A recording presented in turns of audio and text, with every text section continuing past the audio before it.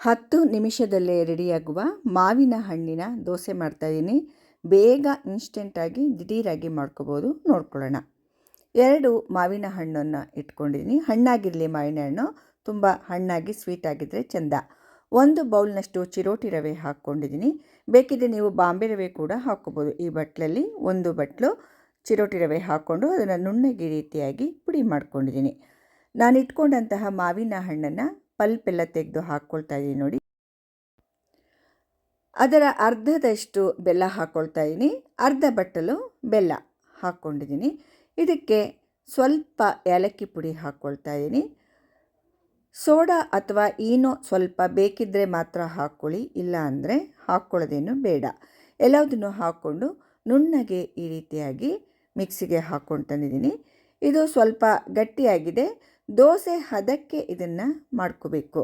ಇನ್ನೂ ಒಂದು ಸ್ವಲ್ಪ ನೀರು ಹಾಕ್ಕೊಂಬಿಟ್ಟು ಮತ್ತೆ ಮಿಕ್ಸಿಗೆ ಹಾಕ್ಕೊಳ್ತಾ ಇದ್ದೀನಿ ನೋಡಿ. ಇದು ಒಟ್ಟಿನಲ್ಲಿ ದೋಸೆ ಹಿಟ್ಟಿನ ಹದಕ್ಕೆ ಬರಬೇಕು ನೋಡಿ. ಈ ಥರ ಕರೆಕ್ಟಾಗಿದೆ. ಈಗ ದೋಸೆ ಹಾಕ್ಕೊಳ್ಳೋಣ. ಗ್ಯಾಸ್ ಮೇಲೆ ತವ ಇಟ್ಟಿದ್ದೀನಿ. ಸ್ವಲ್ಪ ನೀರು ಚಿಮ್ಕಿಸ್ಬಿಟ್ಟು ತವ ಕಾಯ್ದಿದೆ ಅದು ನೋಡಿ. ಈ ರೀತಿ ಒಂದು ಬಟ್ಟೆಯಲ್ಲಿ ಒರೆಸ್ಕೊಳ್ತಾ ಇದ್ದೀನಿ. ಸಿಮ್ ಮಾಡಿಬಿಟ್ಟು ನೀವು ಒಂದೇ ಒಂದು ಸೌಟು ದೋಸೆನ ಈ ರೀತಿಯಾಗಿ ಹಾಕ್ಕೋಬೇಕು. ಸ್ವಲ್ಪ ಈ ರೀತಿ ಹರಡಿದರೆ ಸಾಕು. ಈಗ ಮೀಡಿಯಮ್ ಫ್ಲೇಮ್ನಲ್ಲಿ ಬೇಯಿಸ್ಕೊಳ್ಳಿ. ಇದು ಸ್ವಲ್ಪ ಬೆಂದಾಗ ತುಪ್ಪ ಅಥವಾ ಎಣ್ಣೆ ಏನಾದರೂ ಹಾಕ್ಕೋಬೋದು ನೀವು. ತುಪ್ಪ ಹಾಕ್ಕೊಂಡ್ರೆ ತುಂಬ ರುಚಿಯಾಗಿರುತ್ತೆ.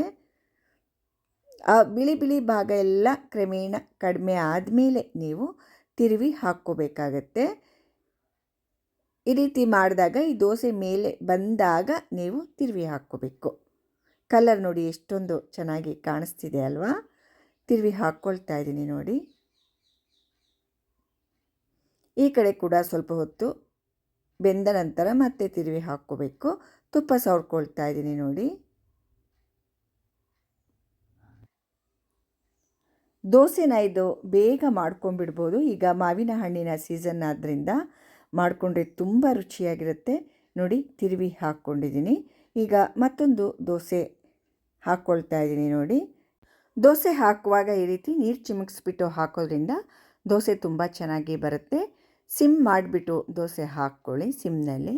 ಆಮೇಲೆ ಮೀಡಿಯಮ್ ಫ್ಲೇಮ್ ಮಾಡಿಕೊಂಡು ಬೇಯಿಸ್ಕೊಂಡ್ರೆ ಆಯಿತು.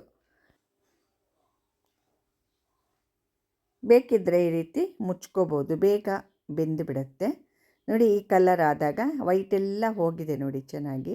ಮೇಲ್ಗಡೆಗೆ ಬರುತ್ತಾ ಈ ರೀತಿ ನೋಡ್ಕೋಬೇಕು. ಆಮೇಲೆ ತುಪ್ಪನ ಸವರ್ಕೊಳ್ಳಿ.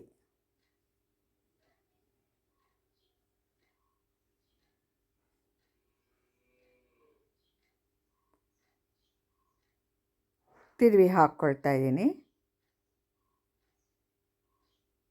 ನೋಡಿ. ಚೆನ್ನಾಗಿ ಬಂತು.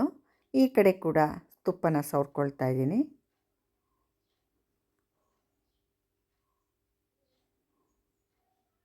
ಮತ್ತೆ ತಿರುವಿ ಹಾಕ್ಕೊಳ್ತಾ ಇದ್ದೀನಿ ನೋಡಿ. ಎರಡು ಕಡೆ ಕೂಡ ತುಂಬ ಚೆನ್ನಾಗಿ ಬಂದಿದೆ. ಕಲ್ಲರ್ ನೋಡಿ ಎಷ್ಟು ಚೆನ್ನಾಗಿ ಕಾಣಿಸ್ತಿದೆ. ಮಾವಿನ ಹಣ್ಣಿನ ಕಲ್ಲರ್ ಅಲ್ವಾ. ಹೀಗೆ ನಾನು ಎಲ್ಲ ದೋಸೆಗಳನ್ನು ಮಾಡಿ ಇಟ್ಕೊಂಡಿದ್ದೀನಿ. ತುಂಬ ಸಿಂಪಲ್ಲಾಗಿ ಮಾಡಿರುವ ಮಾವಿನ ಹಣ್ಣಿನ ದೋಸೆ ನಿಮಗೆಲ್ಲ ತುಂಬ ಇಷ್ಟ ಆಗಿದೆ ಅಂದ್ಕೊಂಡಿದ್ದೀನಿ. ದಯವಿಟ್ಟು ನನ್ನ ಚಾನಲ್ಗೆ ಸಬ್ಸ್ಕ್ರೈಬ್ ಆಗೋದನ್ನು ಖಂಡಿತ ಯಾರೂ ಮರೆಯಬೇಡಿ. ಲೈಕ್ ಮಾಡಿ, ಶೇರ್ ಮಾಡಿ ಹಾಗೂ ಕಮೆಂಟ್ಸ್ ಮೂಲಕ ತಿಳಿಸಿ ಅಂತ ಹೇಳ್ತಾ ಎಲ್ಲರಿಗೂ ನನ್ನ ಧನ್ಯವಾದಗಳು.